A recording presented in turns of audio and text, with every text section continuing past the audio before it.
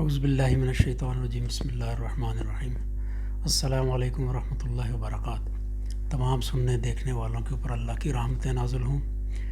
آج ہم یہ بات کریں گے اور سمجھنے کی کوشش کریں گے کہ اللہ پاک کے نزدیک ہدایت پر کون لوگ ہیں اور کون کامیاب لوگ ہیں، کون فلاح پانے والے لوگ ہیں۔ قرآن الحکیم میں بہت جگہوں پر اس کا تفصیلاً ذکر ہے، لیکن ہم ایک چھوٹا سا حصہ لیں گے سورہ بقرہ جہاں سے شروع ہوتی ہے۔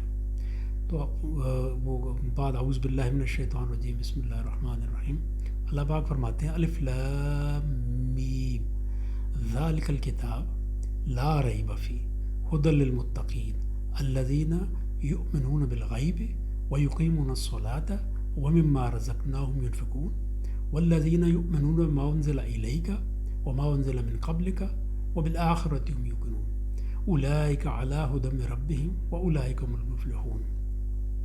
صدق اللہ العظیم۔ اللہ پاک فرماتے ہیں کہ یہ جو لوگ ہدایت والے ہیں یا کامیاب لوگ ہیں یا جو فلاح پانے والے لوگ ہیں، ان کی صفات کیا ہیں؟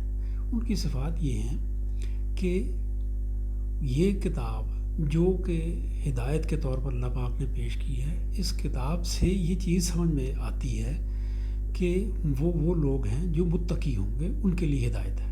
اچھا، اب متقی کون ہوں گے؟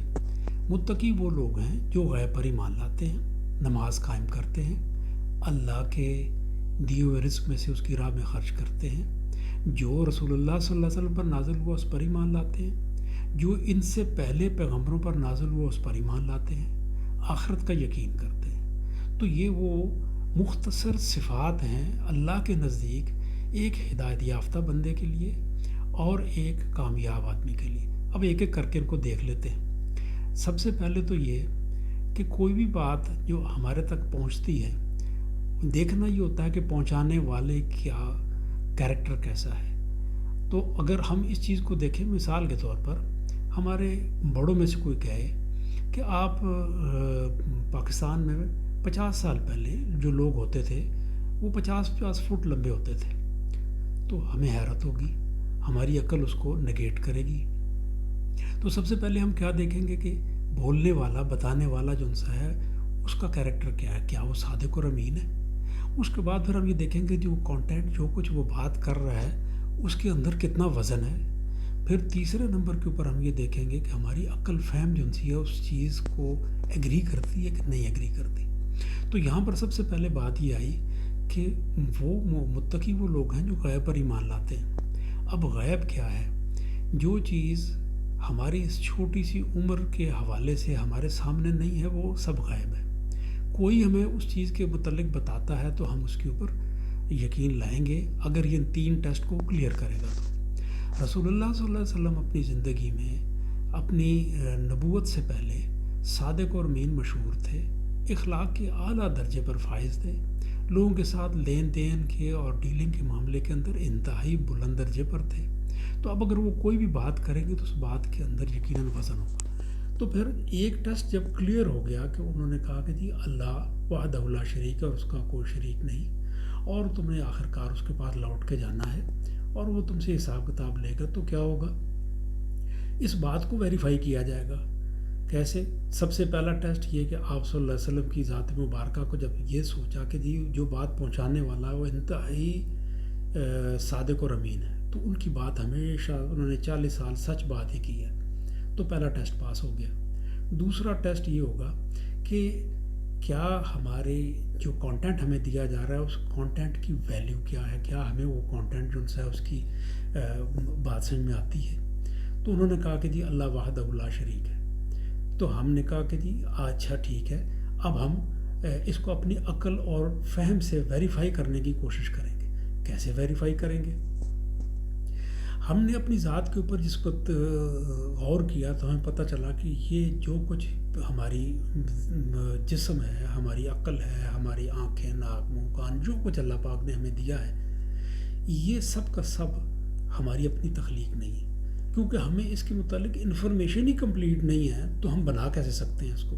اور پھر آج سے 200 سال پہلے تو لوگوں کو یہ بھی نہیں پتہ تھا کہ اس کے اندر 2 کڈنیز ہیں اور یہ ہیں، اور 1500 سال پہلے اور کم پتہ تھا، 2000 سال پہلے اور کم پتہ تھا۔ تو اس کا مطلب یہ ہے کہ یہ تخلیق تو ایسی کی ایسی ہی موجود تھی، لیکن اس کی انفارمیشن ہی نہیں تھی۔ جب انفارمیشن نہیں ہے تو یقیناً اس کو تخلیق کر ہی نہیں سکتا بندہ۔ پھر جب آدمی ارد گرد نگاہ دوڑاتا ہے تو اس کو پتہ لگتا ہے کہ مجھ سے بہتر کوئی ایسی تخلیق نہیں ہے جو مجھے بنا سکے۔ پھر مجھے اپنے پیدا ہونے پر اختیار نہیں، مجھے اپنے مرنے پر اختیار نہیں۔ تو جب یہ چیزیں دیکھتا ہے تو اس کے اندر سے اس کی عقل ایک ڈیمانڈ جنریٹ کرتی ہے کہ تمہارا خالق ہونا چاہیے، کیونکہ تم بہرحال تخلیق ہو، تم خالق نہیں ہو۔ تو خالق جو ہونا چاہیے وہ یقیناً تم سے بہت زیادہ طاقتور، بلند اور علم والا ہونا چاہیے۔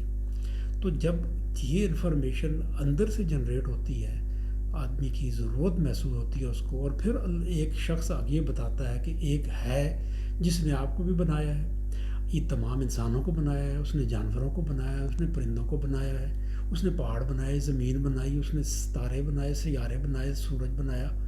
تو یہ سمجھ میں آتی ہے بات کہ جو بھی یہ خالق ہے وہ انتہائی طاقتور ہے، کیونکہ یہ سب چیزیں میری دسترس سے بہت باہر ہے، تو یقیناً اس کا اور میرا کوئی موازنہ نہیں ہے۔ تو یہ وہ غیب کے اوپر پھر انسان کا ایمان آٹومیٹیکلی بن جاتا ہے، بننا چاہیے کہ میرا خالق ہونا چاہیے۔ اب اگلی بات یہ آ جاتی ہے کہ اگر میرا خالق ہے تو یہ یقیناً وہ مجھے دے بھی رہا ہے، مجھے مال و متاع دے رہا ہے، مجھے صحت، تندرستی، یہ ساری چیزیں دے رہا ہے، اس نے مجھے پیدا کیا ہے، میرے لیے اس نے اتنا کچھ تخلیق کیا ہے۔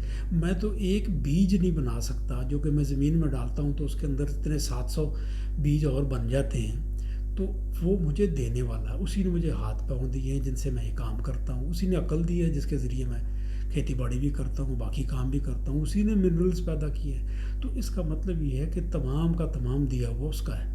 جب اس کا ہے تو پھر اس کی یہ ڈائریکشن ہے کہ میں نے سوسائٹی میں سب پر ایک جیسا ڈسٹریبیوٹ نہیں کیا، لہٰذا تمہارے اوپر میں نے یہ ذمہ داری ڈالی ہے کہ تم جن کے پاس کم ہے ان کو دو۔ یہ اس کی اپنی ایک اس کی ڈیزائن ہے کہ اس نے ایسا کیوں کیا ہے، تاکہ وہ آپ کو بھی ٹیسٹ کرے اور جن کے پاس کم ہے ان کو بھی ٹیسٹ کرے۔ تو آپ نے یہ رزق دینا ہے۔ اب جب وہ خالق موجود ہے اور وہ اتنا بے تحاشا طاقت والا اور علم والا اور قائم و دائم ہے، اس نے اتنی بڑی تخلیق کی ہے، تو یقیناً اس کے ہمارے اوپر بے تحاشا احسانات ہیں۔ اس لیے ہمیں اس کا شکر ادا کرنا چاہیے۔ تو شکر اور اس کو یاد کرنا چاہیے، اس کا ذکر کرنا چاہیے۔ تو اس لیے اس نے کہا یہ ایک اندر سے اس کی ریکوائرمنٹ اور ڈیمانڈ جنریٹ ہوتی ہے، وہ عقل کہتی ہے کہ یہ ہونا چاہیے۔ تو پھر ہم کیا کہیں گے کہ اس نے کہا کہ نماز قائم کرو، کس لیے؟ اس کی یاد کے لیے، اس کے ذکر کے لیے، بندگی کے لیے، شکر کے لیے، اس کے سامنے سجدہ ریز ہو جو، کیونکہ وہ تمہارا خالق ہے۔ اچھا، رزق بھی اس کے راستے پہ خرچ کرو، ٹھیک ہو گیا۔ پھر وہ اللہ پاک فرماتے ہیں کہ جو رسول اللہ صلی اللہ علیہ وسلم پر نازل کیا گیا اس پر ایمان لاؤ، کیونکہ یہ آپ کا کوڈ آف کنڈکٹ ہے۔ اب اگر آپ ایک سوسائٹی میں رہتے ہیں تو آپ کے اوپر بہت ساری قوانین اپلائی ہوں گے، آپ کو بہت ساری چیزیں کرنے کے لیے بتائی جائیں گی اور بہت ساری چیزوں سے بچنے کے لیے کہا جائے گا، حقوق ہوں گے، فرائض ہوں گے۔ تو جب یہ چیزیں اس نے بتائیں تو اس کا ڈیفینیٹلی یہ قانون ہونا چاہیے، اور وہ قانون قرآن الحکیم کی شکل میں اس نے ہمارے اوپر نازل کیا۔ تو اس قرآن الحکیم سے ہمیں یہ سمجھ میں آئی کہ پہلے بھی انبیاء السلام آتے رہے اور وہ بھی ان پر بھی کتابیں نازل ہوئیں۔ اب سب کے سب اگر ایک ہی بات کہتے رہے جو خبر تھی، اطلاع تھی کہ اللہ وحدہ لا شریک ہے اور آخرت آنی ہے اور تم نے اس کے سامنے پیش ہونا ہے، حساب کتاب ہوگا، تو خبر سیم رہی حضرت آدم علیہ السلام سے لے کر رسول اللہ صلی اللہ علیہ وسلم تک، یہ ایک ہی خبر سب نے پہنچائی۔ ان کے درمیان 200 سال کا، 500 سال کا، ہزار سال کا وقفہ تھا، کمیونیکیشن کے یہ ذرائع بھی موجود نہیں تھے، تو پھر بھی وہ ایک ہی بات کہتے رہے۔ اس کا مطلب یہ بات حق اور سچ ہے۔ تو ہمیں ان پر بھی ایمان لانا ہے، جو ان پر نازل ہوا اس پر بھی ایمان لانا ہے، اور اس کے بعد آخرت کا یقین کرنا ہے، کیونکہ آخرت کے یقین کے بغیر یہ حساب کتاب یہ ہماری اندر کی ریکوائرمنٹ ہے کہ سوسائٹی کے اندر کوئی مجھ سے زیادتی کرے اور میں اگر اس کی زیادتی کا ازالہ نہ کر سکوں، جواب نہ دے سکوں، تو پھر کوئی تو ہو جو کہ مجھے سپورٹ کرے، میرے ساتھ انصاف کرے۔ تو پھر یہ اندر سے یہ بھی ریکوائرمنٹ جنریٹ ہوئی کہ ایک حساب کتاب کا دن بھی ہونا چاہیے اور ایک بہت بڑی طاقت ہو جو سب کے ساتھ انصاف کرے۔ تو آخرت کا یقین بھی لازماً یہاں پر ہماری اندر کی ریکوائرمنٹ اور ڈیمانڈ کے حساب سے سامنے آ گیا۔